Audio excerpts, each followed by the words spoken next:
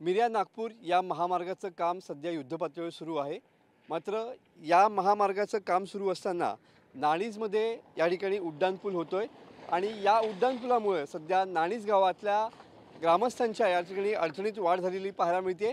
कारण याच उड्डाणपुलामुळे नाणीज गावाचे दोन भाग झालेले आहेत, त्यामुळे नागरिकांना मोठ्या समस्येला या ठिकाणी तोंड द्यावं लागतं आहे। या फ्लायओव्हरवरती अंडरब्रिज द्यावा अशी मागणी या ठिकाणच्या ग्रामस्थांची आहे।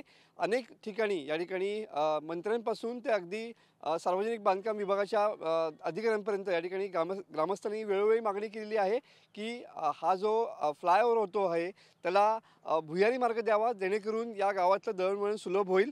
नेमक्या या फ्लायओव्हरमुळे इथल्या गावातल्या लोकांच्या काय अडचणी झाल्यात आपण समजावून घेऊया। आपल्यासोबत इथल्या गावातले काही नागरिक आहेत।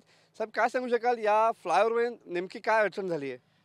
प्रथम म्हणजे शाळेच्या मुलांना इकडच्या तिकडे जाता येत नाही। दुसरी गोष्ट म्हणजे आज 1 वर्ष हा जो रोड सुरू झालेला आहे, ह्या रोडमुळे शेती लोकांनी पलीकडे शेती करू शकत नाहीत, त्याच्यामुळे ते बैल अवजारे काहीच घेऊन जाऊ शकत नाहीत। आणि तिसरी गोष्ट म्हणजे ह्या गावचे दुसरीकडचे 2 भाग झाल्यामुळे संपर्क पुढे आणखीन 20 वर्ष तो कमी होणार आहे। त्याच्या ह्या संदर्भात आम्हाला वाटतं की निदान पादचारी किंवा रिक्षा जाण्यासाठी आम्हाला हा महामार्ग पाहिजे, भुयारी मार्ग मिळाला तर उत्तम होईल, जेणेकरून आजपर्यंत सगळ्यांशी संपर्क साधलेला आहे। ते पण या भावनेत आहेत की देतो देतो ह्याच भावनेत आहेत, पण आजपर्यंत अजूनपर्यंत डिसेंबर गेला म्हणून आम्ही आपलं हे संपर्क प्रत्यक्षी जिल्हाधिकाऱ्यांशी सगळ्यांशी गाठलं आहे। ग्रामपंचायतीकडे लोकांना जायला लागतं, तिकडची लोक ग्रामपंचायतीकडनं 800 मीटर फिरून येतात। आज हे ठीक आहे, पुढे जर हा रोड झाला तर मग वेळ लागेल त्यांना यायला। आजारी माणूस ह्या बाजूला कसा आणायचा हे उद्भवलेला आहे गावात प्रश्न। बरोबर आहे। लांजा, रत्नागिरी आणि संगमेश्वर तालुका अशा 3 भागामध्ये याची विभागणी झालेली आहे आणि मध्यवस्तीमध्ये असलेलं नाणीज हे गाव आहे। तुमचा काय नेमका प्रॉब्लेम होतोय या फ्लायओव्हरमुळे? नमस्कार, माझं गाव आहे चोरवणे।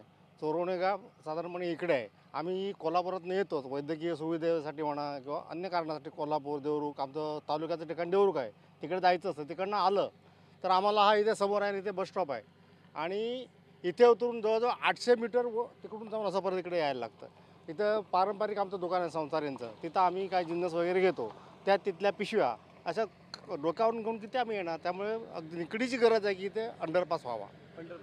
तुम्ही काय सांगू शकाल, तुमची काय नेमकी मागणी आहे आणि मुलांचे काय नेमके हाल होतात शाळेत? हायस्कूलच्या मुलांचे, मराठी शाळेच्या मुलांचे खूप म्हणजे हालच आहेत तसे। कारण एवढ्या मुलांना, लहान मुलांना एवढा रस्ता क्रॉस करून यायचं म्हणजे खूपच ॲक्सिडंट हे ते पुढे काहीतरी उद्भवणार आहे।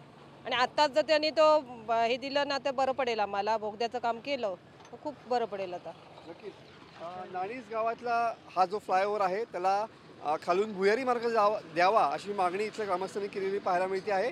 आणि हा जर भुयारी मार्ग झाला तर यामुळं गावाचे जे 2 भाग झालेले आहेत ते जोडले जातील आणि इथल्या नागरिकांच्या ज्या समस्या उद्भवत आहेत त्या या भुयारी मार्गानं कमी होतील अशी ग्रामस्थांची इथल्या मागणी असलेली पाहायला मिळते। कॅमेरामॅन समित गजनेसह मी मनोज लेले, TV9 मराठी, नाणीज, रत्नागिरी।